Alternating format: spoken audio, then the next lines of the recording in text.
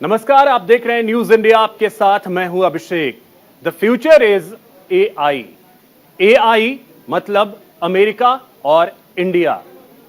एक T shirt जिस पर यह लिखा हुआ था, जहां से ऐसा लग रहा है कि भारत और अमेरिका के दोस्ती के एक नए दौर की शुरुआत हो गई है। प्रधानमंत्री नरेंद्र मोदी का यह अमेरिका दौरा खत्म हो चुका है। वो मिस्र के लिए निकल चुके हैं, लेकिन यह दौरा कितना अहम रहा और यह जानने की कोशिश करेंगे कि क्या यहां से नए दौर की दोस्ती की शुरुआत हो गई है।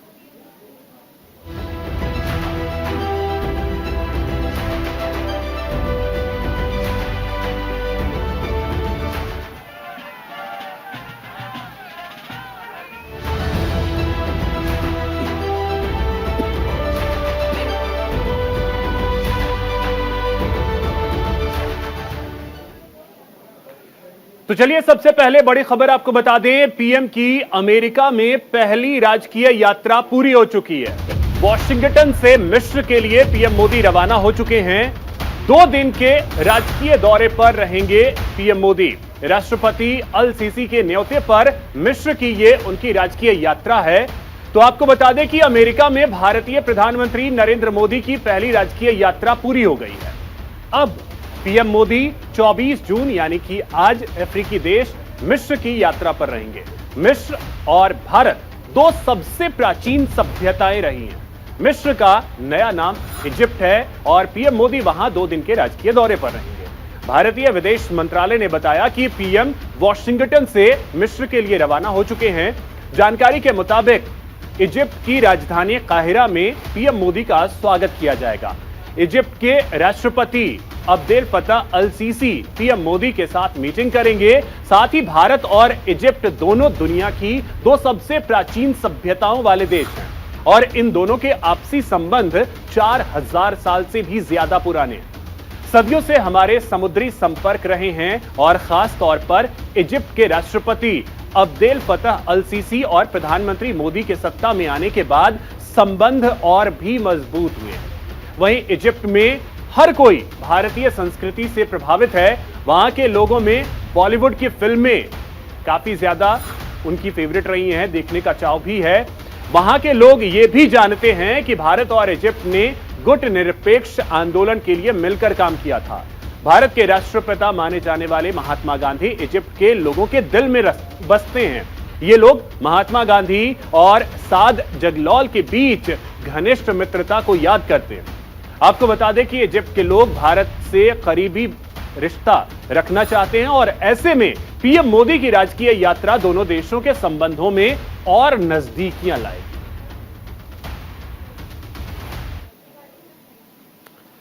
प्रधानमंत्री मोदी ने 23 जून को वॉशिंगटन डीसी के रोनाल्ड रीगन सेंटर में भारतीय समुदाय को संबोधित किया। इस दौरान उन्होंने क्या कुछ कहा है वो आपको सुनवाते हैं। आप लोगों ने इस हॉल में एक प्रकार से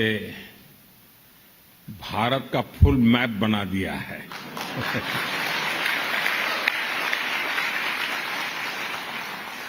हिंदुस्तान के हर कोने के लोग यहां नजर आ रहे हैं। आप यहां दूर दूर से आए हैं। ऐसा लग रहा है जैसे मिनी इंडिया उमड़ा है। आप में से बहुत से लोगों की H-1B वीजा के रिन्यू को लेकर भी लंबे अरसे से एक डिमांड थी। अब ये निर्णय लिया गया है कि H-1B वीजा को रिन्यू करने के लिए आपको अमेरिका से बाहर नहीं जाना पड़ेगा।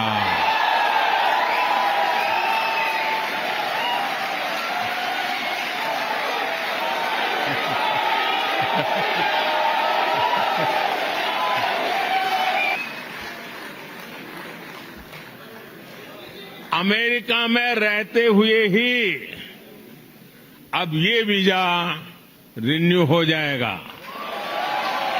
टेक्नोलॉजी ट्रांसफर और मैन्युफैक्चरिंग में हमारा आपसी सहयोग हो या फिर इंडस्ट्रियल सप्लाई चेन में बढ़ता तालमेल, दोनों देश एक बेहतर भविष्य की ओर मजबूत कदम उठा रहे हैं।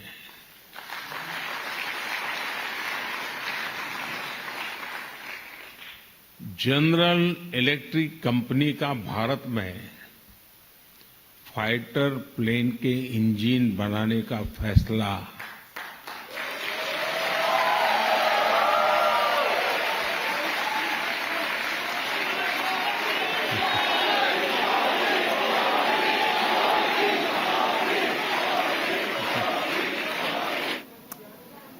तो देखिए, प्रधानमंत्री नरेंद्र मोदी को आपने सुना। अब चलिए आपको बताते हैं कि भारत और अमेरिका के बीच जो प्रमुख करार हुए हैं वो कौन कौन से ऐसे करार हैं, उसके बारे में ग्राफिक्स के जरिए आपको समझाने की कोशिश करते हैं।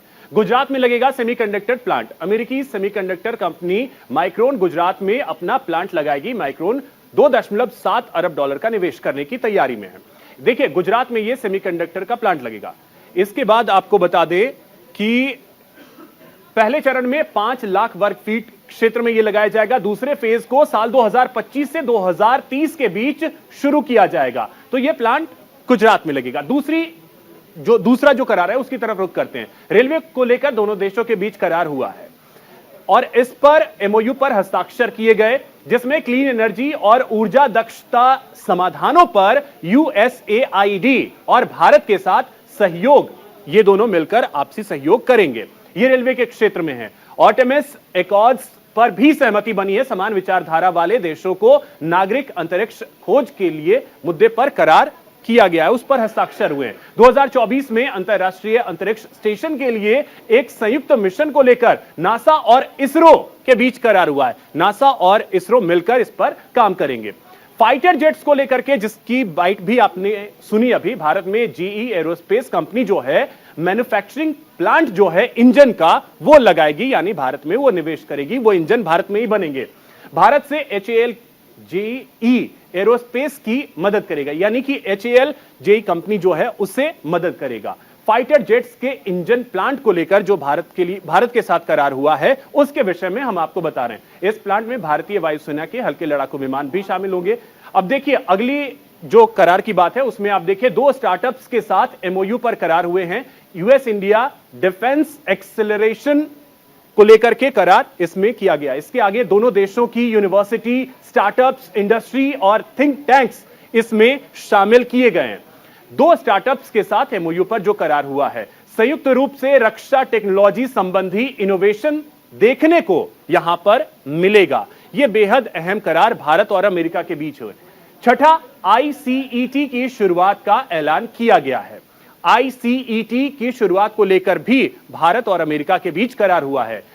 आप देखिए, इसका जो इनिशिएटिव है उसको लेकर करार हुए। लड़ाकू ड्रोन के समझौते पर भी यहां मुहर लगी है। MQ-9 रिपर को लेकर के यह करार भारत और अमेरिका के बीच हुआ है, जो बेहद अहम है। MQ-9 रिपर ड्रोन भारत की राष्ट्रीय सुरक्षा के लिए बेहद महत्वपूर्ण है और इस पर भारत और अमेरिका के बीच करार हुआ है। तो यह 7वां करार है। इन महासागर चीनी सीमाओं की सुरक्षा में यह बेहद अहम, बेहद कारगर साबित होने वाला है और इसको लेकर के करार हुआ है। 29,000 करोड़ के इस करार से भारत को 30 लड़ाकू ड्रोन मिलने वाले हैं। 29,000 करोड़ का यह डील है। इसके आगे आप अगर देखें तो जो 8वां करार है, भारत में 2 नए अमेरिकी दूतावास खोले जाएंगे। अमेरिका बेंगलुरु और अहमदाबाद में 2 नए वाणिज्यिक दूतावास खोलेगा। 2 दूतावास भारत में खुलेंगे। भारतीयों के बीच संबंधों को बढ़ावा देने के लिए सिएटल में एक मिशन स्थापित किया जाएगा।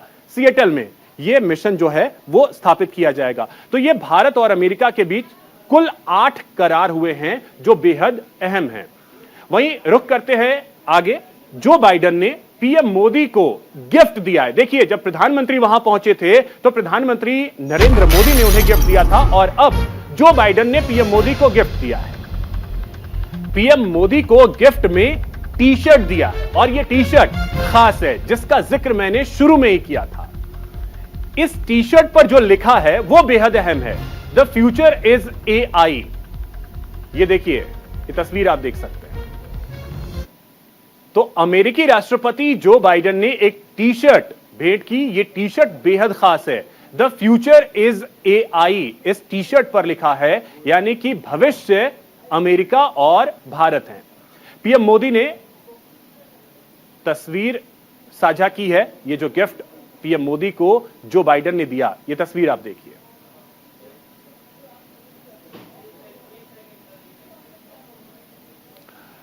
और इसी बीच बड़ी खबर आपको यह भी बता दें कि अमेरिका पर भारतीय संस्कृति का भी प्रभाव दिखा है। कैसे, वो आपको बताते हैं। अमेरिकी सिंगर ने प्रधानमंत्री नरेंद्र मोदी के पैर छुए हैं। मैरी मिलबेन ने पीएम मोदी का पैर छुआ। यह तस्वीर आप देखिए। हॉलीवुड एक्ट्रेस और सिंगर मैरी हैं, उन्होंने प्रधानमंत्री का पैर छुआ। यह तस्वीर आप देखिए। प्रधानमंत्री ने उन्हें बीच में ही रोका और उनका अभिवादन स्वीकार किया। यह तस्वीर आप देखिए। पैर छूते नजर आई। हॉलीवुड की सिंगर हैं। अमूमन अमेरिका में इस तरीके की संस्कृति नहीं है पैर छूने की। यह भारतीय संस्कृति है जिसका प्रभाव अगर आप देखें तो अमेरिका में भी देखने को मिला। और हॉलीवुड की सिंगर प्रधानमंत्री नरेंद्र मोदी की प्रशंसक हैं और वो प्रधानमंत्री नरेंद्र मोदी से जब मिली स्टेज पर, उन्होंने प्रधानमंत्री नरेंद्र मोदी के पैर छुए।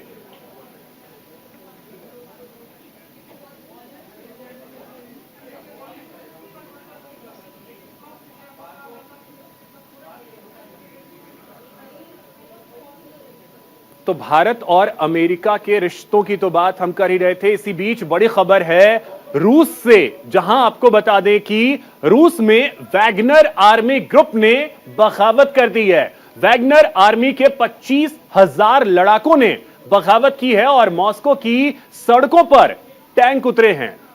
मॉस्को आने वाले हाईवे को बंद कर दिया गया है। यह बड़ी खबर आपको बता रहे हैं। मॉस्को की सड़कों पर टैंक उतारे गए हैं। वैगनर ग्रुप ने बगावत कर दी है। करीब 25,000 लड़ाके जो हैं उन्होंने बगावत की है।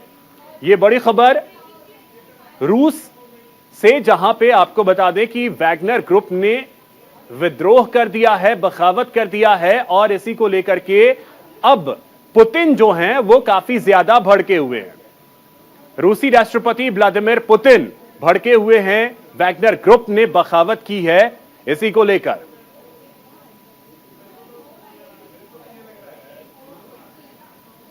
तो देखिए, रूस की जो प्राइवेट आर्मी वैगनर ग्रुप है उसने बगावत की है। रूसी राष्ट्रपति पुतिन के खिलाफ वैगनर ग्रुप ने बगावत कर दी है। यूक्रेन की सेना के साथ मिलकर बगावत की है। वैगनर ग्रुप चीफ प्रिगोजिन का बयान भी सामने आया है। यूक्रेनी सेना के साथ मिलकर सीमा पार की 25,000 लड़ाके जान देने को तैयार हैं। रोस्तवो में वैगनर ग्रुप का प्रमुख इमारतों पर कब्जा कर रहा है। रूस के महत्वपूर्ण स्थानों पर सुरक्षा बढ़ा दी गई है। प्रशासन ने लोगों को घर में रहने की सलाह दी है। तो देखिए, तस्वीरें भी मॉस्को की सड़कों से सामने आई हैं और आपको बता दें कि वैगनर ग्रुप ने जो बगावत किया है उसकी वजह से पुतिन भड़के हुए हैं।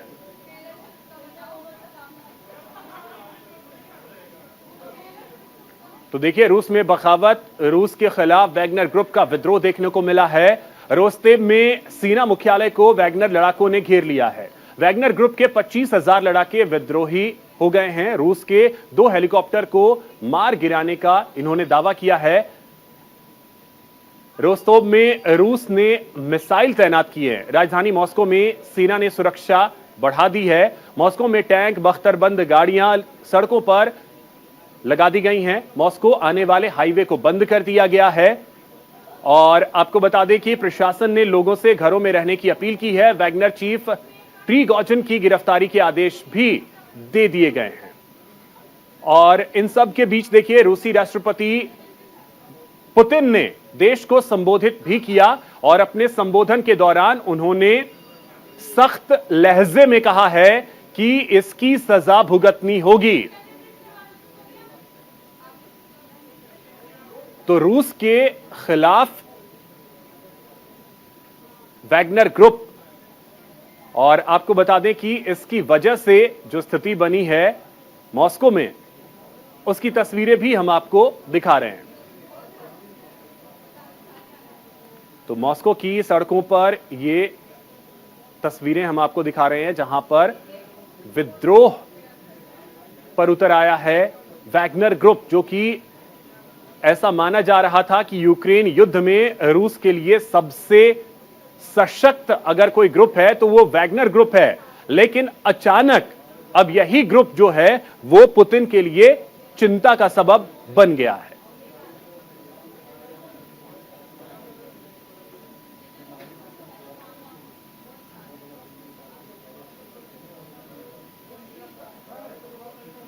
अब इसी बीच बड़ी खबर आपको वाराणसी से बता रहे हैं, जहां सड़कों और मोहल्लों के नाम बदलने की तैयारी है। योगी सरकार ने बड़ा फैसला लिया है। गिरजाघर मार्ग का नाम उस्ताद बिस्मिल्लाह खां किया जाएगा।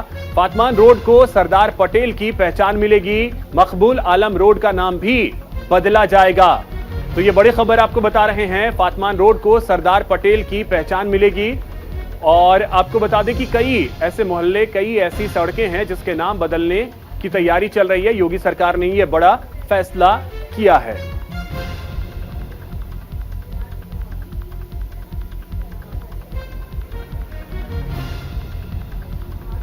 तो आपको बता दें कि वाराणसी से यह बड़ी खबर है।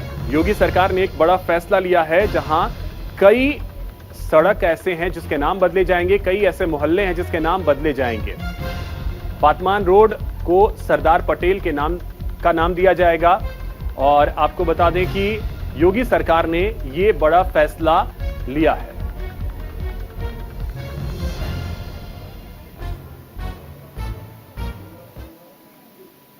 इसी बीच एक और बड़ी खबर आपको बता दें, आज सर्वदलीय बैठक होनी है। मणिपुर हिंसा को लेकर केंद्रीय गृह मंत्री अमित शाह ने एक बड़ी बैठक बुलाई है। सर्वदलीय बैठक ये दोपहर 3 बजे ये बैठक होनी है। राजधानी दिल्ली में ये बैठक होगी, जहां बैठक में मणिपुर में जो हिंसा भड़की है उसको लेकर चर्चा की जाएगी। मणिपुर में पिछले 1.5 महीने से हिंसा जारी है। मणिपुर के हालात पर चर्चा के लिए केंद्रीय गृह मंत्री अमित शाह ने आज सर्वदलीय बैठक बुलाई है। ये बैठक आज शाम 3 बजे दिल्ली में होगी। बैठक में इस बात पर मंथन होगा कि मणिपुर में सामान्य स्थिति लाने के लिए क्या कदम उठाए जाने चाहिए। मणिपुर में हिंसा का दौर शुरू होने के बाद सरकार की ओर से यह पहली आधिकारिक सर्वदलीय बैठक है और इसकी अध्यक्षता केंद्रीय गृह मंत्री अमित शाह करेंगे। अमित शाह ने यह बैठक बुलाई है और आपको बता दें कि अब से कुछ देर बाद यानी कि 3 बजे यह बैठक दिल्ली में होनी है। मणिपुर में पिछले 1.5 महीने से हिंसा भड़की है और उसकी वजह से यह सर्वदलीय बैठक अमित शाह ने बुलाई। इसी बीच जम्मू कश्मीर से एक बड़ी खबर आपको बता दें, सुरक्षा बलों और आतंकवादियों में मुठभेड़ यहां जारी है। गुलपुर सेक्टर में एलओसी के पास मुठभेड़, एलओसी के पास सेना ने आतंकियों को घेर लिया है। तो यह बड़ी खबर आपको बता रहे हैं गुलपुर सेक्टर से, जहां पर एलओसी के पास सेना ने आतंकियों को घेरा है। और आपको बता दें कि सेना और आतंकियों के बीच मुठभेड़ यहां जारी है। तो ये बड़ी जानकारी इस वक्त की आपको दे रहे हैं जम्मू कश्मीर के पुंछ से। ये बड़ी खबर है जहां पर सेना और आतंकियों के बीच मुठभेड़ जारी है। सुरक्षा बलों और आतंकवादियों के बीच मुठभेड़ जारी है गुलपुर सेक्टर में एलओसी के पास।